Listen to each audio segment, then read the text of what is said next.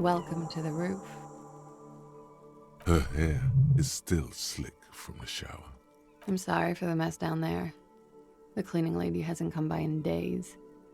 I'm beginning to wonder if she ever will. It's much nicer now.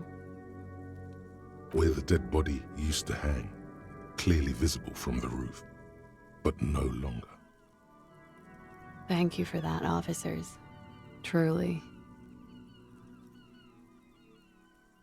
There is something in her light brown eyes, a sadness, when she thinks about the death of that man. Oh yes, legends of room number 1 have made their way around the building. They say a portal to hell has opened in there.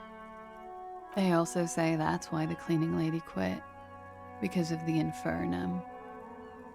I'm Kim Kitsuragi. I'm a detective from Precinct 57. I believe you have already met my colleague from Precinct 41. Have I ever? Have you grown accustomed to your role as a police officer?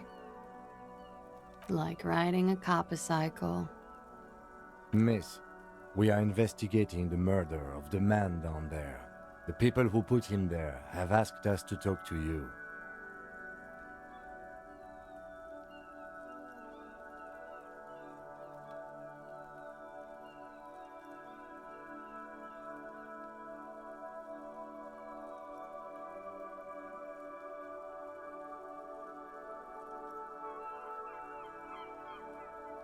Huh.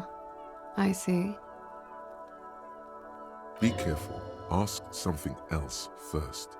When you go there, use words like, I hear you have been through something difficult.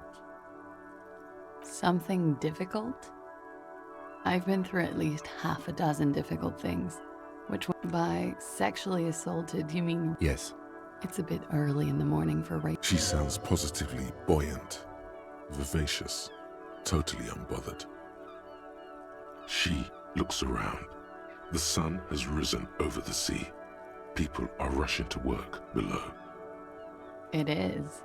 It's murderously early. I'm amazed I'm awake. Why am I even awake? Yeah, I'm gonna go with not raped. I don't want to say that shit about him. Tell them it's not my style.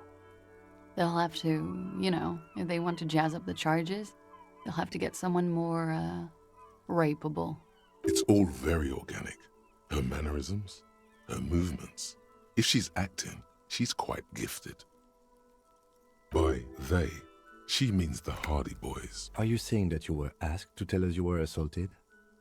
Not explicitly, but I understood what they meant. It wouldn't hurt to spice things up a bit. Some assault, pretty much. Warming them. We partied.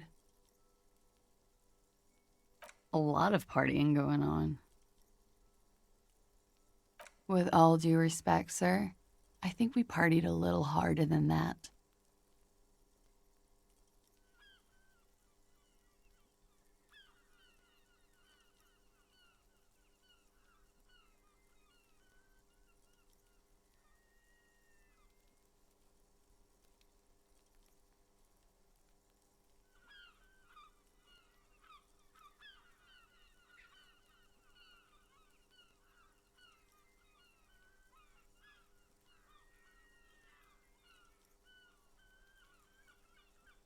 Please, you're alive in 50. I've known people who party so hard they're dead at 14. What did you do when you partied?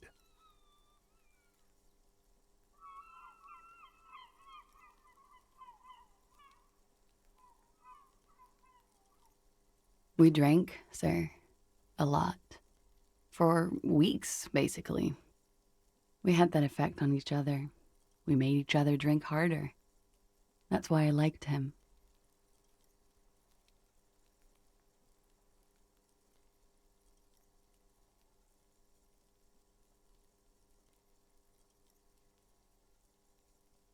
What else? Stimulants. Speed also has that effect, making you drink harder. And then drinking harder makes you a little. The drugs were good enough, and we did enough of them. How did you two meet? Downstairs, at the bar. He was on some sort of assignment, a military man, as you probably know. Had a cool, scary scar. She appears aloof, but that scar part, the scary, is stressed and drawn out.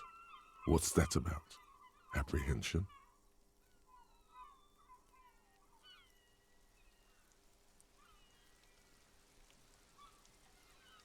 With longing, she misses him. When was this? A month ago? Something like that.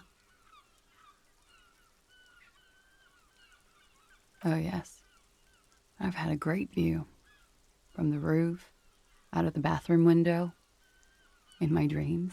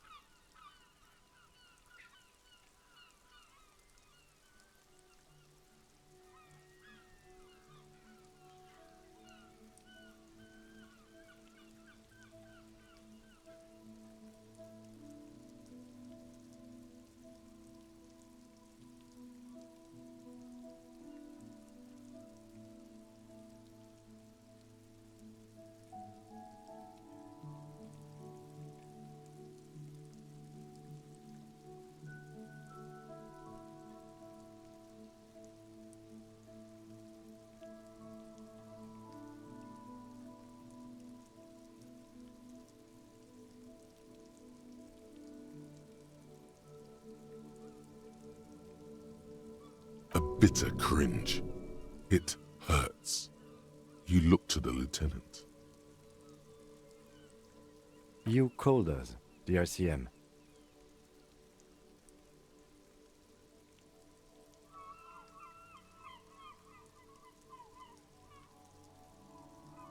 Yes, Jackpot. I made it. And I would appreciate it if you didn't tell everyone. In Martinez, they call it snitching. Reporting crimes is confidential in Ravachol, miss. Because I couldn't handle it anymore. None of these people called. He just kept hanging there. Then they started. I didn't exactly disguise it. I just muffled the mic and nicked the landline a little. With nail clippers. And I diverted some radio fuzz into it. Into the cold wire. So, she's God's mystery phone cutter. Did I? Fuck. I didn't mean to. I had no idea what I was doing. Jigsaw falling into place. This is satisfying. Good catch. I appreciate the symmetry.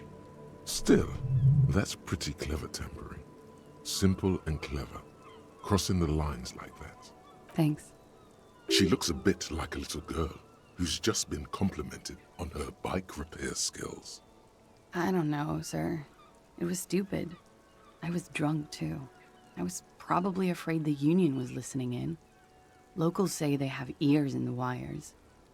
We're not entirely convinced about that answer, but okay. Let it slide. Pushing won't help here. Thank you for making the call, miss. It was the right thing to do. I didn't want to, sir. But if I hadn't, he'd still be hanging there. I'm sorry, I can't do it. Not right now. Later, maybe. I know it's difficult, miss. She meant she sees him in her dreams. You have? Not like I do, I imagine. She fishes a cigarette out of her pack. I can see the similarity, yes. Funny. Funny how? Nothing.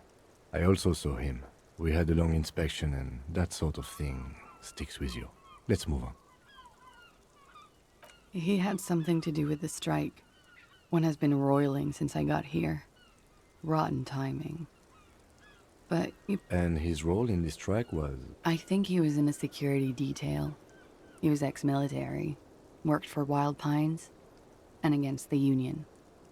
We didn't discuss work much, if you know what I mean. But I understood it was dangerous. And they lynched him for it? She nods.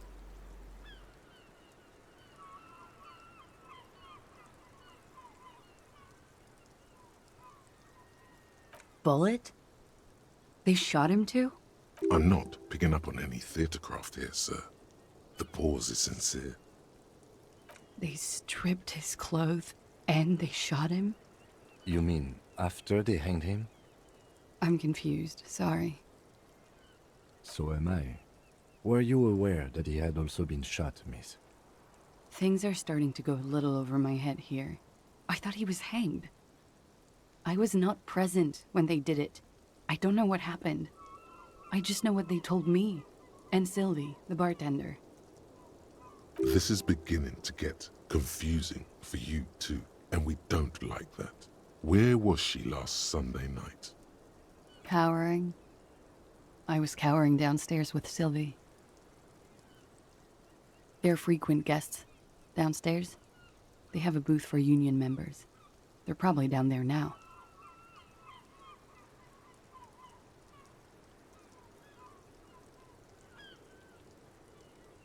Over drinks. It's been a long, boring winter. A little, yeah. Like you partied with the deceased? No, not as hard. I'm sorry to have to ask this, but have you had a physical relationship with any of the Hardy Boys? I have. Which ones, sir? I don't remember precisely. Titus, obviously. But as I said, it's been a long winter. Could that have been part of the reason they hanged him? I hope not. Actually, I know that's not the reason. I'm careful about that kind of thing. Not crossing the wires, you know? But that's probably where they got the rape idea. Men like that? I don't know. It's the way their imaginations work. I suspect it's what they'd like to do to me. I'm 89% sure. Cool. She sincerely thinks it's very cool of you. She breathes a silvery sigh of relief. Should we head back downstairs, officer? We may have things to discuss there. As he says so, you feel the young woman looking at you and get a feeling you can't quite put your finger on. A suspicion? She nods. Silvery cigarette fume. Clasier Amandou. Same name that Titus gave you. It sounds Oranese, as does her accent. Her birthmarks also signal Oranje. You don't know why, but Oranese girls tend to come speckled with them. I'm afraid you can't, officer. Why is that? Because it's buried in a sealed plastic bag at an undisclosed location on the coast, along with cash and airline tickets. Thank you for your candor. Why? They say so in your tourist brochure. Keep travel documents away from your person when west of the river. If I were to lie to you, I would come up with a more mainstream name than Claus. She seems to be telling the truth, sire. Okie dokie. Right, sir. Vredefort, Republic of Oranje. I guess you could say I am an Oranese expatriate. A bad memory, officer. The Republic of Oranje is a democratic nation on the Muindi Isola, north of here, over the sea and across the Pale. It is one of the 6 major Occidental nations to hold stake in the continued occupation of Revachol, the coalition. People consider it a reasonable superpower. They will make you into a fiscal colony, divert your natural resources, hold patents and shares, but they won't threaten to wipe you out anytime, like Revachol did in its prime. Of lilacs and lightning, parks, glass, duraluminium. Vredefort is a conference city. It's always autumn there. And night. At least it was for me. What's so bad about that?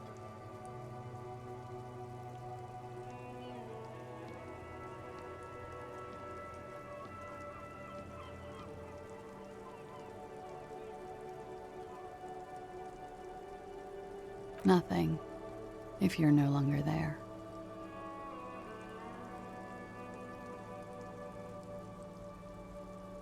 I'm 28. Something stupid. Oranese lit. Oranese literature. It's what I studied at the university. Fear of failure, fear of death, how it sucks to be Oranese. All national literatures are. Only the name of the nation changes. What about Revacholian literature? People sometimes reveal things about themselves when they discuss such matters. No. Revacholian lit is about how magnificent and serious Revachol is. It's about how you have to save the world. That's the natural state of the Revacholian hero. Nothing. I do nothing with it. Cool. I've made more money by just being than I have with Oranese lit. Many things. A roller skating instructor, a secretary, Miss Orania 37.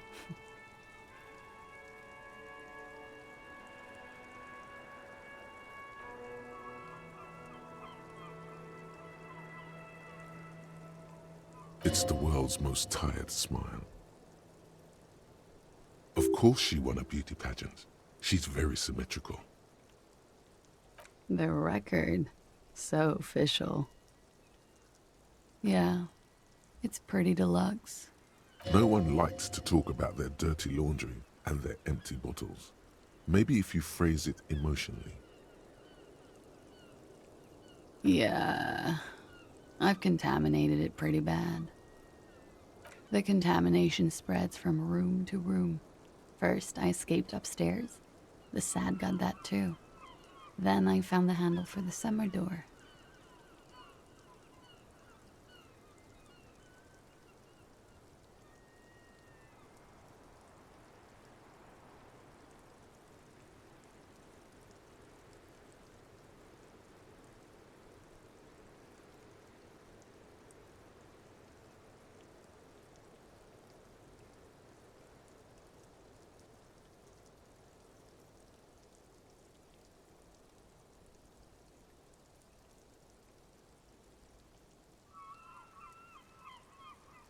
For me, it's a mix of me with a lack of cleaning services. How about you?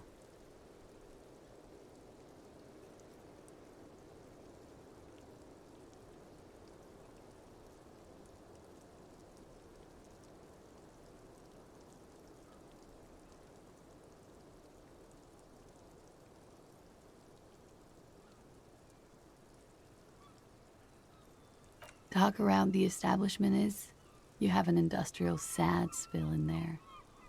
Somewhere below, military-grade SAD is dripping off the walls. You should say the first thing. It's honest. It will lead to introspection.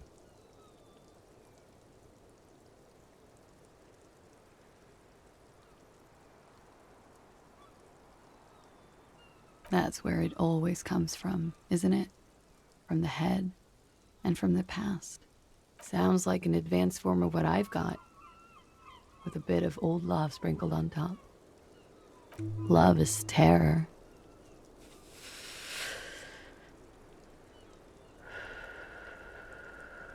Thank you. I've put a lot of time and effort into it. Technically, possession of narcotics is legal in Revachol, but you should still reprimand her.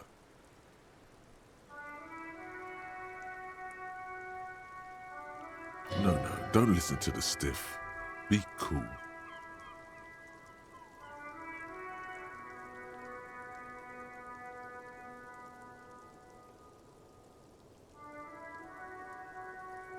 With money, sir. It's not exactly the NT-star size caboodle I intend for it to be one day, but it's getting there. The Anti-Star is, or was, a Vespertine rock and roll star who liked to do drugs. He did so many drugs, he eventually mutated into a corpse. Comes in handy when you've done too many opioids. Is that something that happens to you often, miss? Better safe than sorry. Very funky. I'm wintering. How long have you been staying here? About 4 months. The bills downstairs concur. Here in the Whirling, here in Martinez, or here in Revachol? Because it's the funkiest building in Martinez. And because all the other buildings are bombed to hell. It is. The lieutenant makes a note in his notebook. He finds the answer unsatisfying. Okay. Watching herself reflected in the bedroom window, tall and sparkling and draped in smoke. Yeah. All right. Not my favorite topic. How about we, change... Soft, light brown eyes look back at you, directly into the space behind your eye sockets. You see the smoke rise from between her painted red lips. She's beautiful. I have bad news for you. You know these guys? Who? Me? Yes, you. He's talking about you, you boring stiff. You too. Me? What did I do? I'm merely a master thespian. These guys are compromised. She's got them singing along to her tune. The little bleeps and bloops you trust for info, you can't trust them anymore. I'm sorry I didn't catch it sooner. It takes conscious effort on your part. There's no way of knowing. At the moment, I'm afraid it's best to assume all of them. How it always does, through subtlety. There's nothing you can do about it. You are how you are, and she is how she is. Things will go as they do. No. It's better to know you're being played than to be played without knowing it, is it not?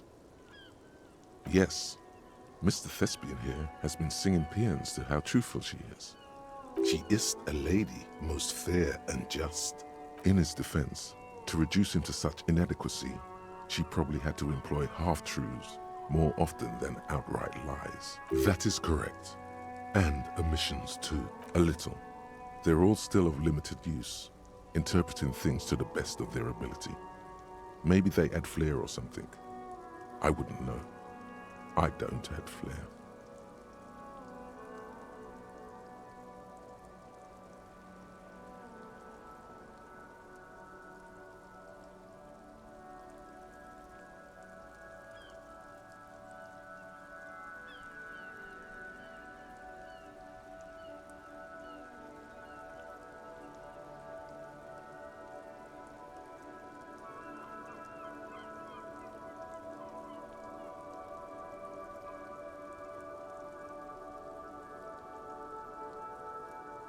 But when it comes to assessments of character and factual accuracy, they are not to be trusted. Don't be melodramatic. You can trust them.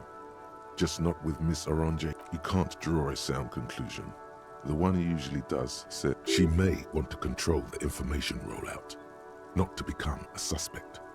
She may have a past she's escaping, unrelated to this case. You doubt it's something truly insidious. See? It's oddly moderate, probably compromised. Don't worry, it's only been 4 or 5 seconds. You've got this. The silence broken. She exhales a little cloud of smoke. God, no. Yes. Good, yes. This means she could have heard something, like what you would... You do not need to know that. What you need is to ask normal police questions. Get a grip, he thinks. And Why not?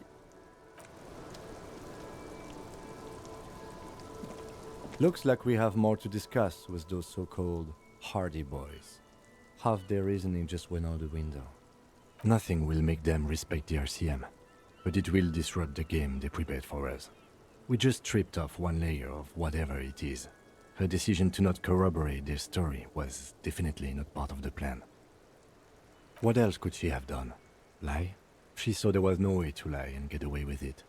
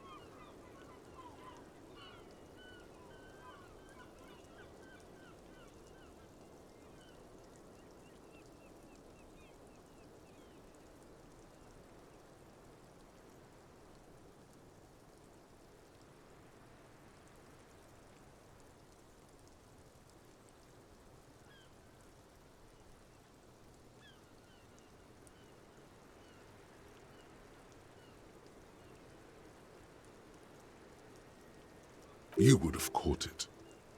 Like hell you would have, remember?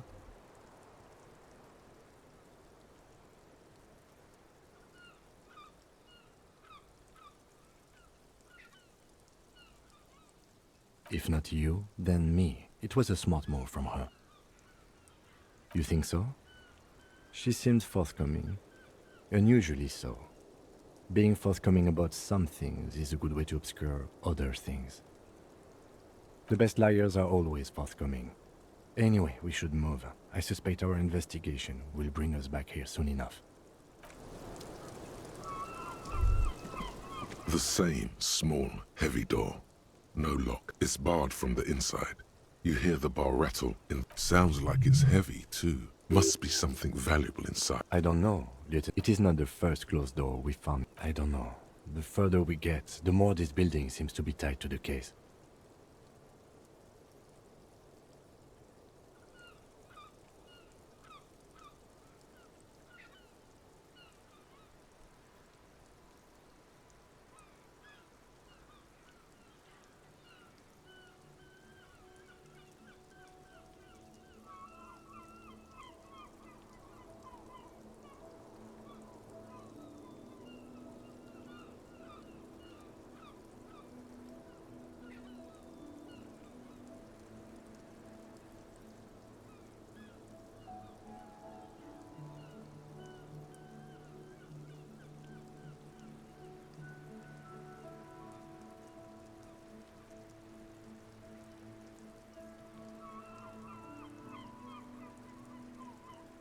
Below, the hostel cafeteria creaks and groans under your added weight.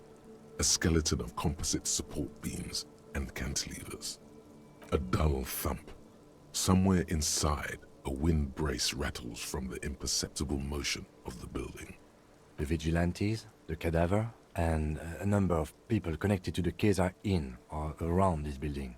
This door is part of it. It's not unimportant. I hate it when that happens.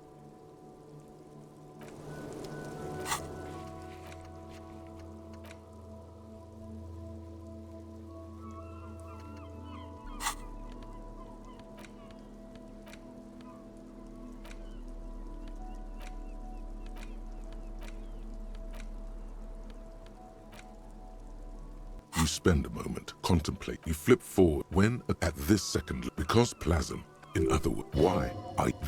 You must.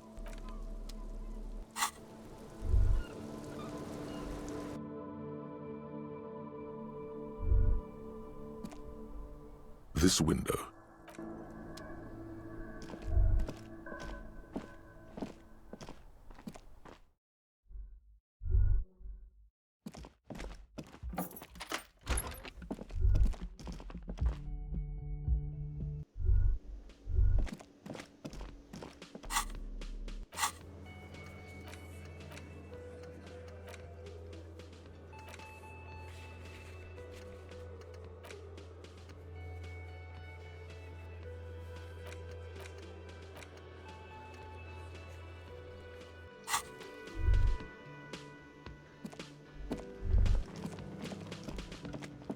You see, it could be connected to the barred door. The key fits the dimple lock.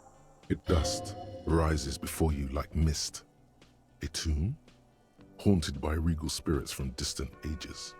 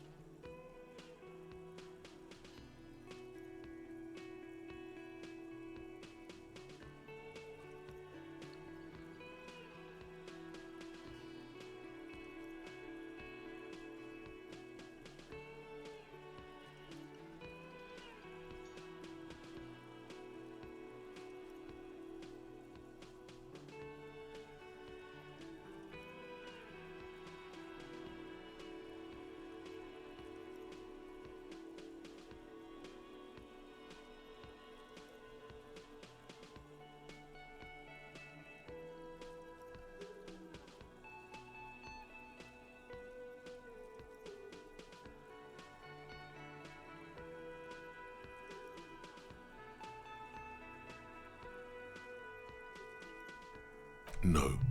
Smells like engine grease and cut wood. A workshop.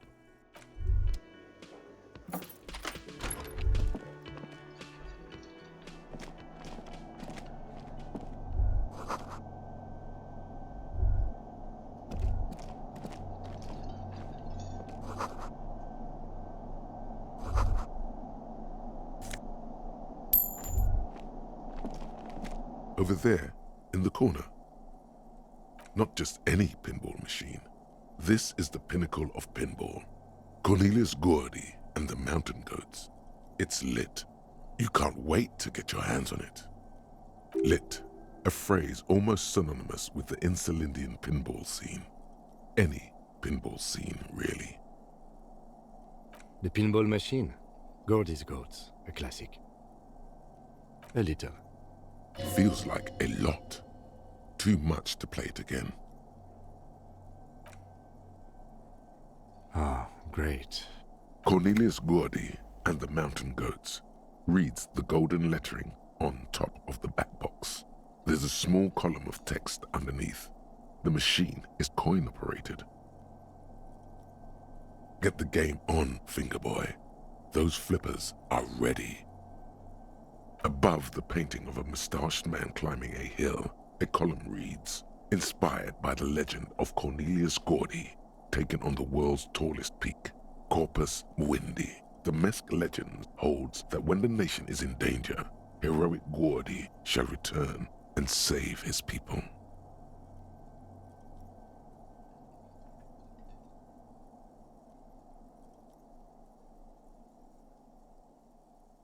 The theme of the game is to explore Gordy's climb through the perspective of goats and to ascend to the top of the mountain in a time of trouble.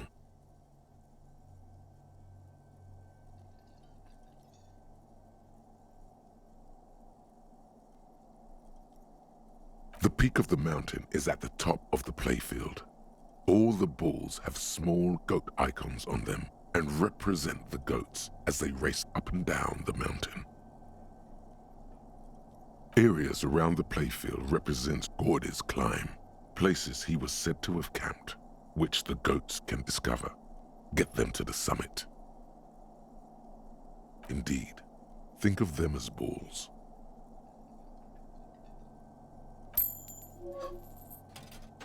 It takes a while to get into a rhythm, but pretty soon you're able to keep 3 goat-faced balls in play with relative ease. Go, go, Fingerboy.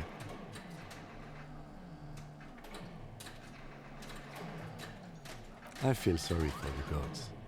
If they only knew the kind of guy old Cornelius really was.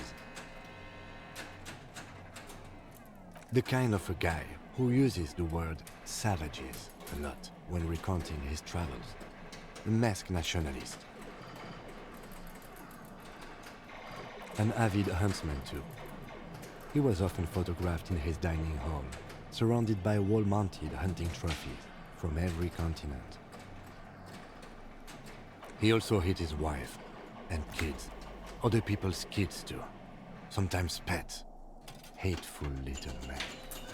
But you seem to be having fun. Your game is definitely improving. The jolly goats are flying all over the board, and although a few plummet to their deaths, you're never left with less than 3. Suddenly, a special passage leading to the summit slides open at the top of the board. This is where the balls need to go. Maneuvering a goat ball into a position for a perfect hit isn't easy. More fall to their deaths. But finally, the opportunity presents itself. One of them gets through.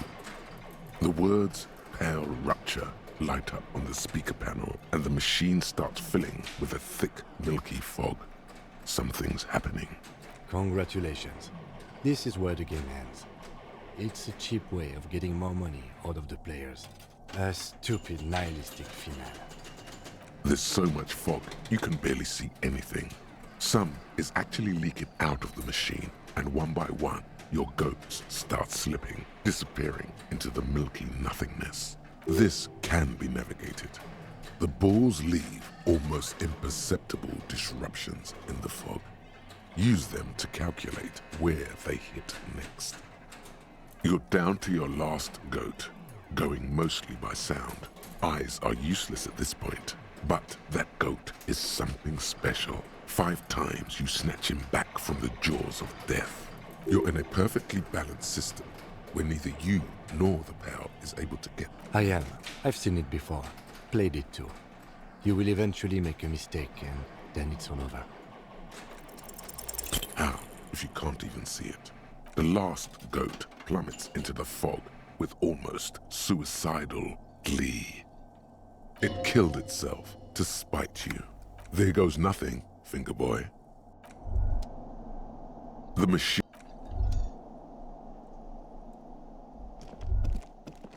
All these mesmerizing machines, just waiting to be plugged back in and played. Feels like it might jump back to life any moment, the lights illuminating the white-robed woman. Some kind of inane pinball theme, probably related to Messina during the DeLorean age. The history themes are the worst. Diora was one of the 3 crown cities of the DeLorean era, on the Muindi Isola, the others being Ria Silvia and Advesperasket. This theme is all about early airships and beautiful, sad, pearl-laden women. It's quite nice, actually.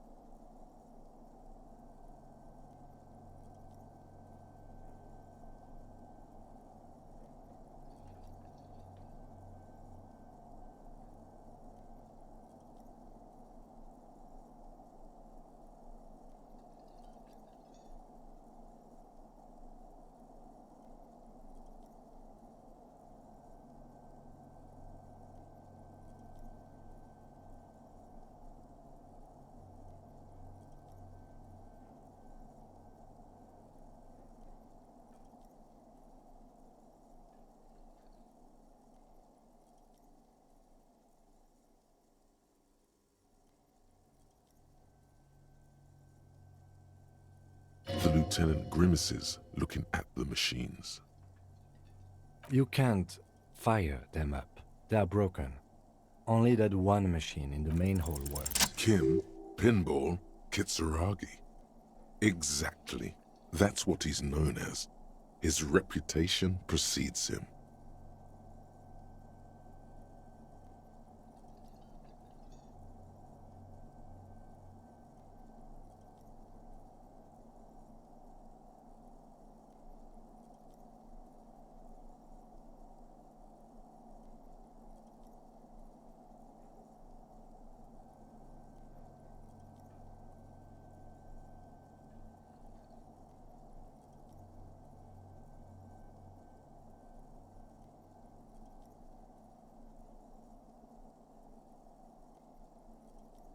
So now he remembers.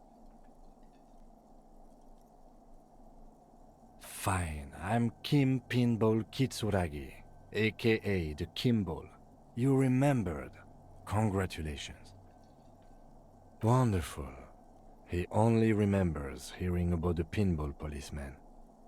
No human being should. It is a game that requires no skill and a childlike affinity to flashing lights and to fantastique, science-fiction, and historic romance franchise. It is lame. I am not called Pinball. It was used to taunt me a long time ago, before I became a homicide detective and got my lieutenancy. Fine. I was a juvenile police officer for over 15 years. It's how I started out in the RCM. Once I had to infiltrate a pinball ring. It was not okay. I needed to become a pinball champion. I trained for 9 months. The job was successful and I was moved out of the juvenile wing to homicide.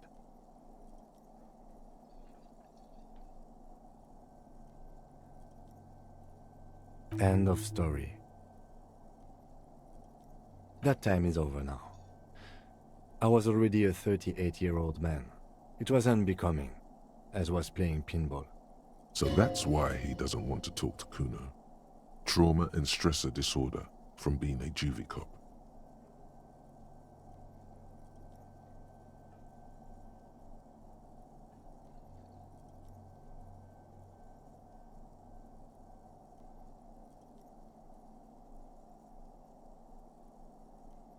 It's best if you handle the juvenile delinquents. No. You're gonna call me Lieutenant Kitsuragi. Or Any plan to call him Pinball or Kimball is immediately wiped from your neocortex, as if with some sort of mind-altering device. It is simply not going to happen. This small elevator is dimly lit by a bulb that's been glowing for ages. The latticed cage is open, inviting you to step inside. Smells of nougat and sweat. Your head brushes up against the ceiling. There is a control panel to your right, and just enough room for 2 people to fit in. The maintenance card under the control panel reads, Last maintenance, 10th July, 88. There are large rectangular buttons, monter, descend, and an international call for emergency assistance. That third one appears to be broken. A small steel plaque reads Halter 800. Halter is a Koningsteiner lift company who went out of business a long time ago.